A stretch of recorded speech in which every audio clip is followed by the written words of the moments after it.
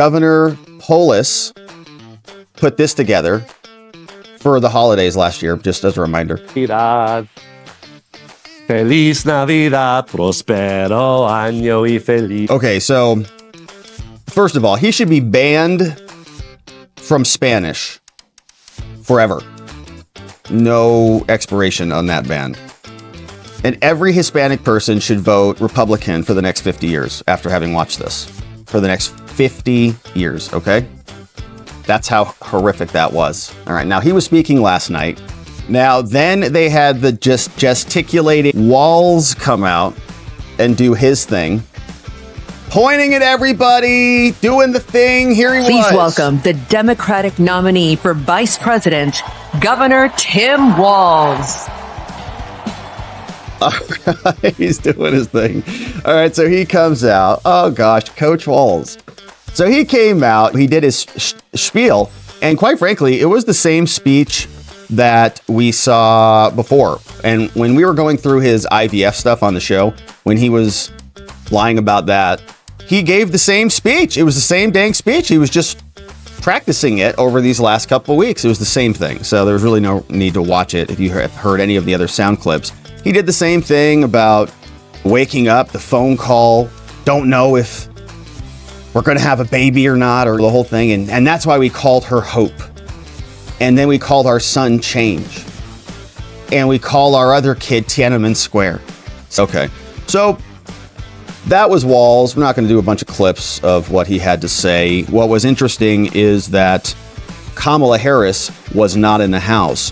Where was Kamala Harris? Why did she not attend her vice presidential nominee's big speech? She also didn't attend the Obama's speech, and people were thinking that's because she was snubbing them, and I think that's probably a fair take. She left there, went over to Wisconsin, and had a big event over there in Wisconsin, snubbing both Obamas, and then now she's snubbing Walz? Why would she be in her hotel room? Does she have a drinking problem? Was she a little tipsy last night?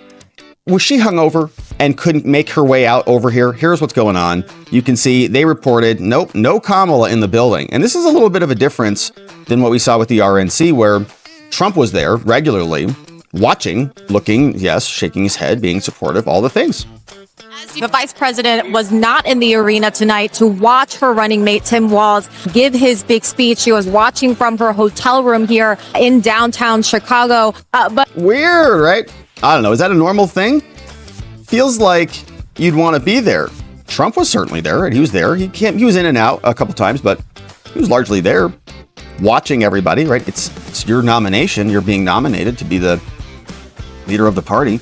So pretty interesting. Now, last night there was a theme. We saw this from Tim Walz. He comes out and he keeps castigating J.D. Vance for his background at Yale, for having gone to Yale, which is a highly credentialed school, allegedly. But there's a lot of contradiction here and hypocrisy. The third night of the DNC felt less like a political assembly and more like a school pep rally. Retired teacher and assistant football coach accepted the vice presidency. He gave a big speech, relatively unknown. Grades are due. He delivered his best efforts.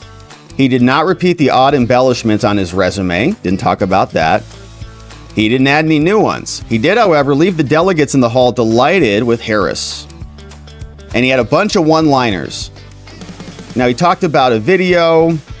A former student said, he's the kind of guy you can count on to push you out of a snowbank. Amy Klobuchar came out, summarized the biography, called him a dad in plaid. And then they painted J.D. Vance as someone who's different, right? So this narrative is forming. They're trying to create, it's like a marketing campaign, honestly. They're telling a story.